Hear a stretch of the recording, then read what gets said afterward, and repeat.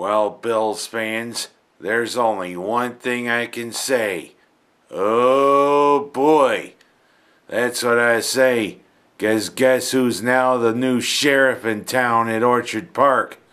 The guy who I've always thought has been the biggest blowhard in the NFL is now the head coach for the Buffalo Bills. Rex Ryan is going to become the new head of the Bills. And you know what? That's what I've been saying. As Scott Bakula famously said when he began every Quantum Leap episode, oh boy, he goes from the Jets to the Bills. Well, it looked almost for a while like Doug Marrone, after he turned chicken and run, was going to go to the Jets. Well, maybe we're not so sure anymore.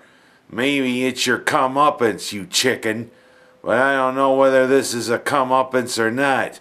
Although I do have to say, Ryan brings some defensive credibilities. But of course, he always brings his penchant for always putting his foot in his mouth. I hope now that he's the head for my team, when he's going to do that, I don't know. Thing is, I have to be optimistic. Although in ways when I know what's going to happen with the press conferences, I know I'm not so optimistic. But whatever. He's our man now, and we have to deal with it. Of course, hopefully, he retains Schwartz as the defensive coordinator. But you know, Bills fans, Ryan's here, and there's only one thing I have to say again.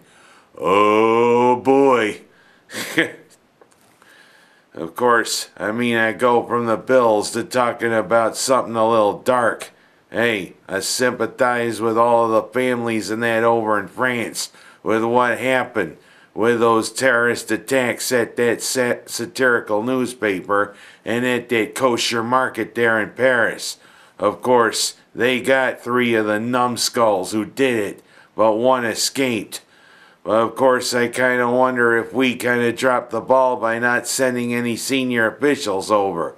Over 40 world leaders were there in Paris at that rally in support of all of the victims and everything, and support of all of France. But you gotta wonder, did Obama, as he usually seems to do, drop the ball?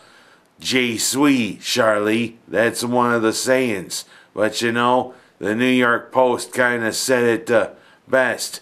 Why, they took a cue from Starkist Tuna. Sorry, Charlie. You gotta wonder if that's gonna come back to bite us. But whatever. My sympathies towards all the families over there in France for how this happened. And a message to ISIS and Al-Qaeda. Your ideas'll never empower us. You know what? You're just a bunch of radicals and you need to be eradicated. And while I go from that, I'm going to talk about the Golden Globes. The usual swanky little party that kind of predates and kind of predicts what's going to happen with the Oscars. Well, it was a night where some veteran actors got their due. J.K. Simmons. Of course, everybody knows him as J. Jonah Jameson from the original Spider-Man movies. Plus a lot of those great character roles he does, like on Law and Order and others. He finally won something for playing a tyrannical music teacher. Patricia Arquette picking up an award 20 years after she should have been nominated for an Oscar for True Romance. Maybe this is her chance to pick up Oscar Gold.